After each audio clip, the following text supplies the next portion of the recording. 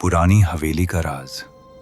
रात इतनी गहरी थी कि चांद की रोशनी भी जैसे डर के मारे बादलों के पीछे छिप गई हो। बारिश की बूंदें जमीन से टकराकर अजीब सी आवाज कर रही थीं, जैसे कोई बहुत पुरानी यादें जमीन पर गिर रही हो। बैंगलोर शहर के बीचों बीच एक पुरानी हवेली खड़ी थी। टूटी हुई खिड़कियां, उखड़ा हुआ दरवाजा और दीवारों पर जमी हुई नमी। लोग कहते थे कि ये हवेली खाली नहीं है। रात के समय यहाँ से रोने, फुसफुसाने और किसी के चलने की आवाजें आती हैं। कभी कभी एक खिड़की से लाल रोशनी भी दिखाई देती है। 22 साल का आरव कुछ ही समय पहले इस शहर में शिफ्ट हुआ था। हर दिन ऑफिस जाते वक्त उसकी नजर उस हवेली पर पड़ती थी। हर बार वही सन्नाटा, वही अंधेरा और हर बार उसके दिल में एक अजीब सी बेचैनी। लोगों की बातों पर उसने पहले कभी ध्यान नहीं दिया। उसे लगता था कि डर सिर्फ कहानियों में होता है, लेकिन उसे नहीं पता था कि कुछ जगहें इंसानों को बुलाती हैं। उस रात बारिश तेज थी। आरव ने एक लैंप उठाया और बिना किसी को बताए हवेली की तरफ चल पड़ा। जैसे ही वो हवेली के सामने पहुंचा, उसके दिल की धड़कन तेज हो गई। हवेली का दरवाजा बहुत पुराना था। उसने जोर से धक्का दिया।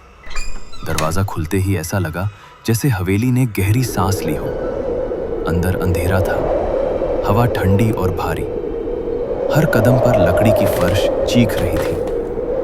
आरव को लग रहा था जैसे कोई उसके पीछे चल रहा हो। अचानक मत आओ, वो ठिठक गया। सामने दीवार पर एक पुरानी पेंटिंग टंगी थी। उसने लैंप ऊपर उठाया। पेंटिंग में बने आदमी की आंखें खाली, गहरी, सीधे आरव को घूर रही थी। अचानक एक आवाज आई, बाहर जाओ।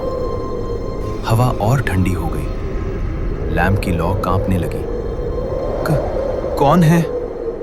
आरव की आवाज कांप रही थी। कोई जवाब नहीं। वो पीछे हटा और आगे बढ़ने लगा। तभी जमीन पर उसे एक पुरानी डायरी दिखाई दी। जैसे ही उसने डायरी उठाई, हवेली का दरवाजा अपने आप बंद हो गया।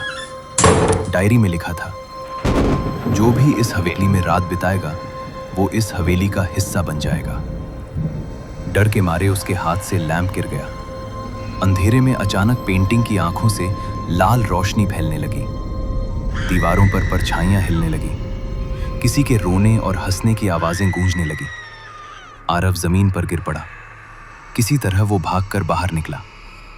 बारिश अब हल्की हो चुकी थी, लेकिन जब उसने पीछे मुड़कर देखा, हवेली की खिड़की में एक परछाई खड़ी थी, उसी की तरह।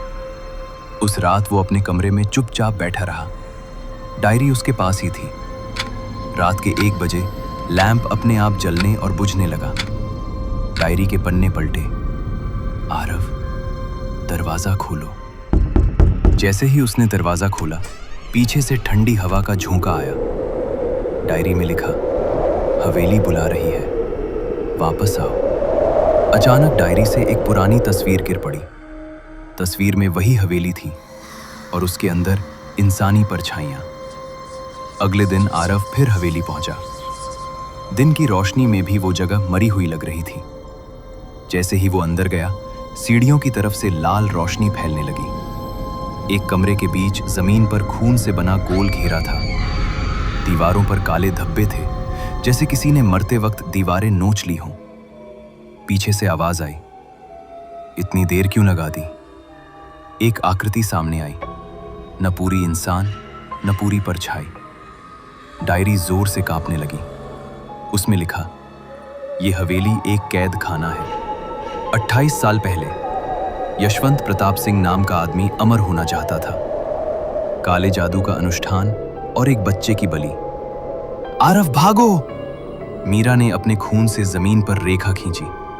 अनुष्ठान अधूरा रह गया। हवेली श्रापित हो गई। आज भी मीरा की आत्मा आरव की रक्षा कर रही थी, क्योंकि यशवंत बाहर निकलने के लिए एक जिंदा शरीर चाहता था। डायरी में आखिरी बार लिखा, सूरज डूबते ही तुम यहां के हो जाओगे। दीवारें कांपने लगी। परछाइयां चीख उठी। आरव भागा, हवेली से बाहर निकल आया।